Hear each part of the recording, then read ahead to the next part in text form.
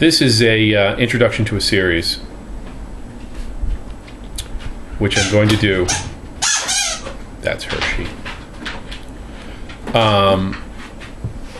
Which is going to go over the historical background, and it's going to touch on the early development of both the Way, which becomes finally Orthodox Christianity, and Pharisaical Judaism, which becomes finally Rabbinical Judaism, and the parallels that they seem to have rode to. Well, we're going to stop at the First Ecumenical Council of Nicaea at 325 CE.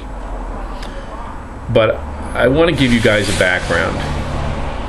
This is going to be an introduction. I'm going to lecture, basically. I'm going to go over highlights, as I always like to use. I'm going to do the Cliff Notes version, touch on highlights. But I'm going to list, of course, everything over here in which, that I touched on that you can read in more detail.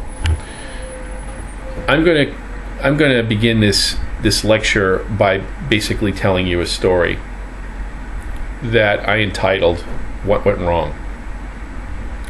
When I was a boy, growing up in Brooklyn, though I went to yeshiva, to Hebrew school basically as a boy on Sundays and Thursdays, I went to public school during the week.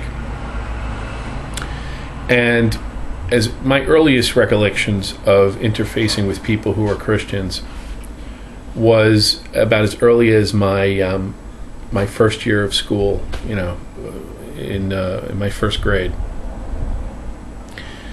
I found that my grandmother, we lived 3 generations in a household, my grandparents, my parents, and me and my 2 sisters in Brooklyn. And my grandmother was very Orthodox, super Orthodox, in fact, and my father was not. At my grandmother's request and against my father's better judgment, my grandmother allowed me to grow payot, which is those little curls that you see on ultra-Orthodox Jewish people. And I remember an incident where I was coming out of school, I was alone, and I got encircled by a bunch of kids, Irish, Italian, they're Catholic. And they kept yelling at me, "You're a Christ killer." I had no idea what that meant at the time. And grabbed my payas and whacked my head against a fire hydrant. I fought my way out, if you want to call it fighting your way out of a situation like that.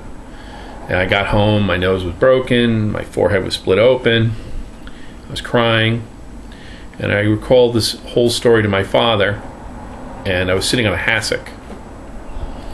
And against my grandmother's pleading and crying, my father took a pair of cloth shears and cut off the payas.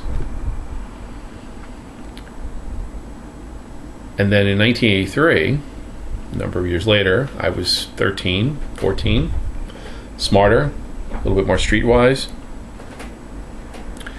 And somebody approached me that I would find out later was part of Jews for Jesus, and explained to me that not only was I not a Christ killer, but Jesus was a Jew and a rabbi.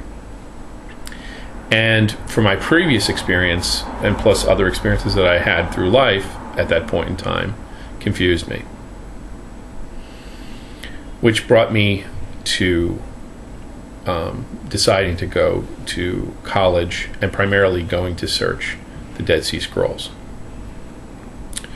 In 1989, I was a junior at the King's College, and I was studying advanced biblical studies with a gentleman named Dr. Scott McClellan. Now, Dr. McClellan was a very, at that time, the guy for theology. His PhD was from Oxford. The reason why I know that is every chance he could tell you that he graduated from Oxford and not from some American university. He did. Anyway, after 2.5, 3 years of studying the original languages and the documents and the historical ecumenical writings and the writings of the early church fathers, he made a statement. Precurse that statement, I want to tell you something else. My two favorite philosophers is Francis Bacon and Descartes. Francis Bacon, the father of modern science, as we understand it, empirical knowledge, is if you can see it and observe it, then it must be. And Descartes says, I think, therefore I exist, and what I think, therefore exists. So here are the two rails of a train: knowledge, from Francis Bacon, and faith, or perspective, from Descartes.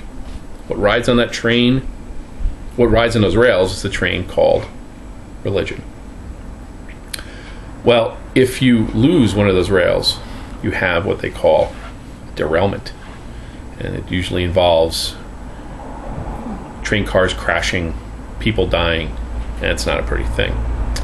Well, I experienced a train derailment that very day in October 1989. After all that I had been taught, Dr. Scott McClellan was in the middle of a conversation in a lecture, and he said, there are two perspectives. You have the historical Jesus and the Jesus of faith. We must stay with the Jesus of faith and maybe not ignore it, but place it to the side, because the faith is more important than the actual man, Jesus. This, for me, was the La Cosa Nostra, the unspoken thing that everybody had been doing for decades and centuries. We know who Jesus was as a person, historically, and we also know that he doesn't match up with the Jesus of faith. So we're going to ignore one of the rails and just try to ride on a monorail. This is why I'm doing this series. When I saw that derailment, that horrible train crash, that crash didn't start in 1989. It's been going on for 1700 years, and people have died and lost their lives. Many of them innocent and unaware that one of the rails wasn't holding up. So what I'm going to do, this is the last of my opinion portion. In the next sections, I'm going to go over from approximately 300 or 400, about 400 BCE, and we're going to end right at the Council of Nicaea. And we're going to see the characters and people who were historical people who basically leaned and guided both what is now known as Orthodox Christianity and Rabbinical Judaism. I'm not going to comment on it. I'm just going to give you the information. It is your responsibility, just like it was mine in 1989, to decide whether you're going to stay with one rail or have an even keel and look at two rails and see which you wish to base on.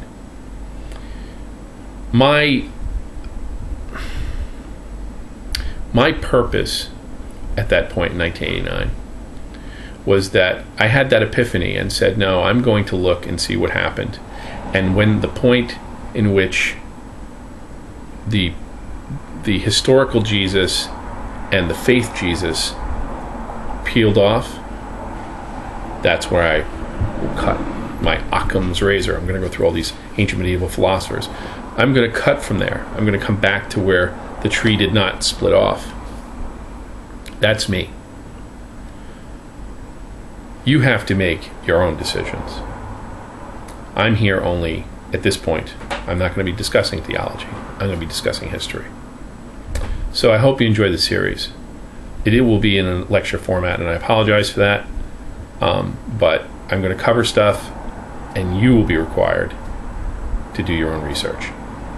All right, folks. So the next section will be the beginning, and we'll discuss what was going on just before Jesus' time, the historical Jesus, and what happened after he left this planet. All right, folks. Peace.